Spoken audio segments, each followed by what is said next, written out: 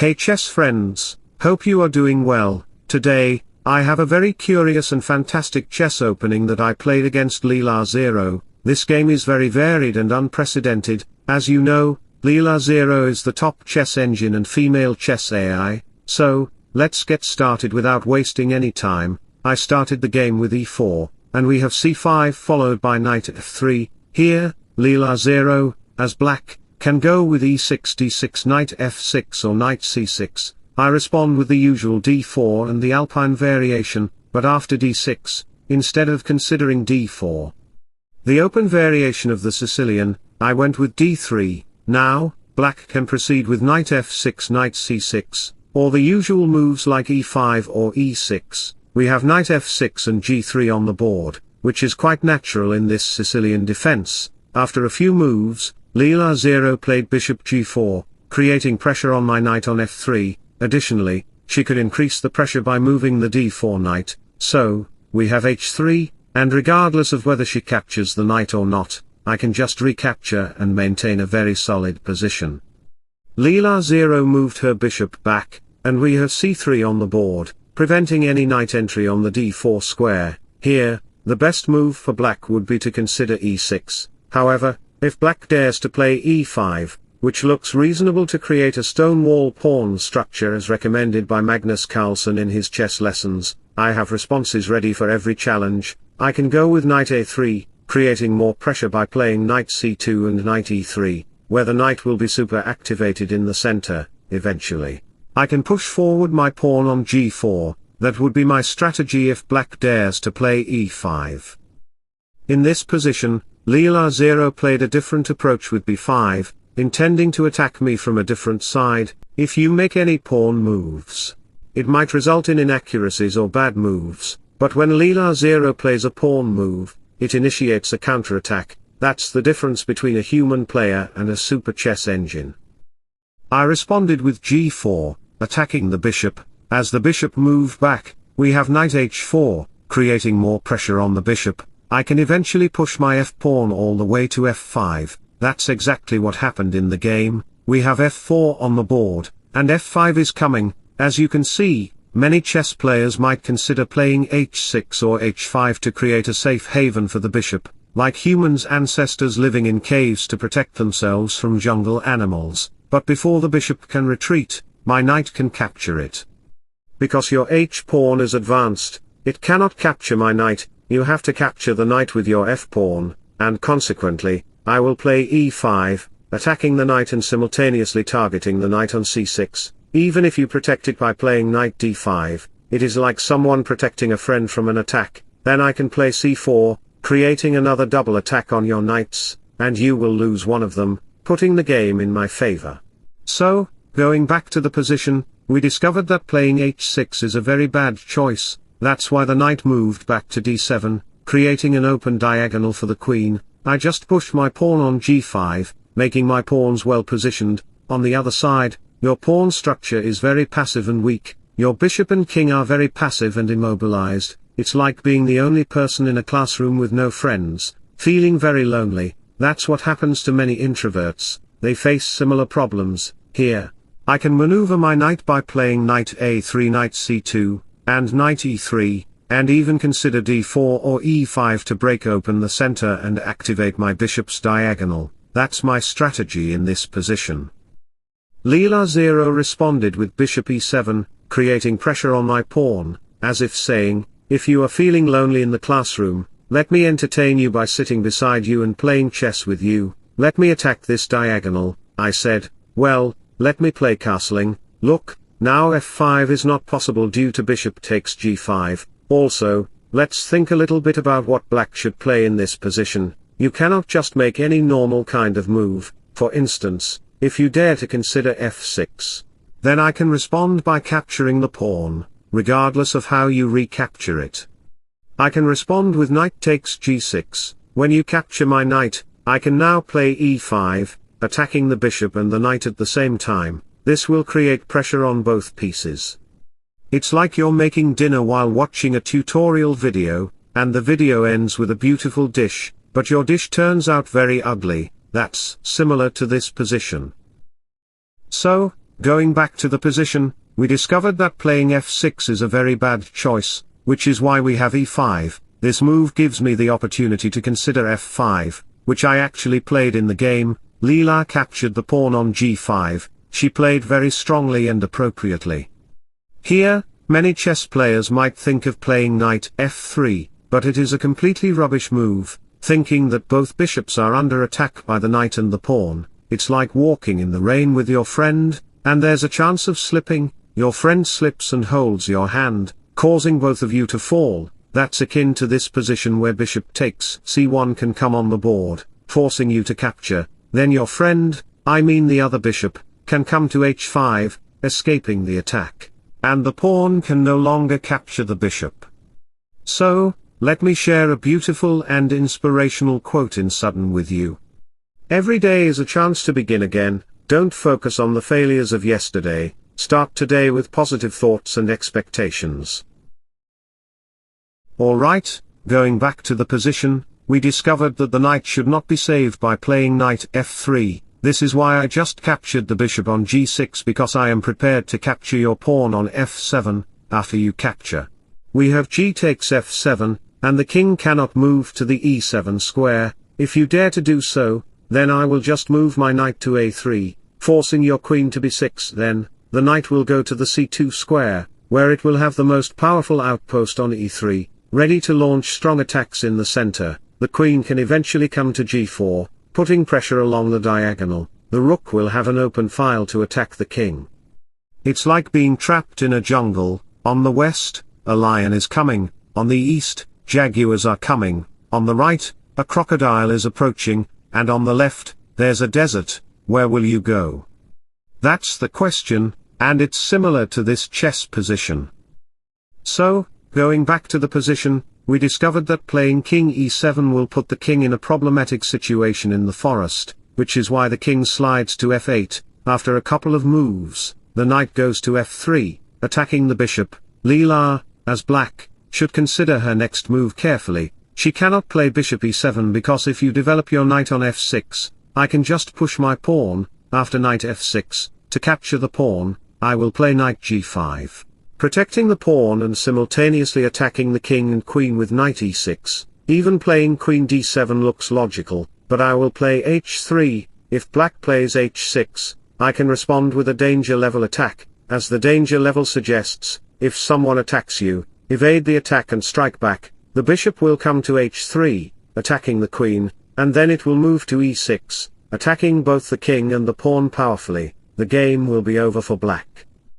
So, going back to the position, we discovered that playing bishop e7 is a very bad choice, which is why Leela played bishop f6. Now, we have h4, the similar idea is here. Bishop h3 is coming to control this diagonal, and knight g5 along with knight e6 is coming on the board. Many human players might think of capturing the pawn on f7, but it is a completely vulnerable move. I can respond with bishop h3, controlling the diagonal. As the rook moves, knight g5 comes, and the king moves back. It looks like the king is very much safeguarded from the knight attack, and black has no fear of knight e6, like a madman with no fear of death or any consequences. But here, the bishop can deliver a check with bishop e6, the rook cannot block. And as the king moves, knight takes h7 will come on the board. This gives me the opportunity to consider queen h5, which will be checkmate. This is why after black plays queen e8, I can capture the rook, and consequently, I will capture the other rook. In the end, I will have two rooks against two knights, and this game will be completely winning for me. The game will be over for you. So, going back to the position, we discover that you cannot capture my pawn as it is very poisoned. If you touch it, then your position will be poisoned, which is why Leela just captured the h4 pawn. She is not afraid of knight takes bishop, but here I played a very tricky move that shocked her. b4, a very crucial move. Playing c4 will not bring any advantages for you, which is why after capturing the b4 pawn, it becomes a doubled pawn. I can go with queen b3 to control this diagonal. And eventually, I will sacrifice my other pawn on a4 to open the file. She played en passant, and many players might think of capturing the a4 pawn, but it is not a good move. Of course, you get the open file for the rook. But black will have enough time to play h6, stabilizing the structure for the black king. She will have enough time to do so. Going back to the position, I didn't capture the pawn.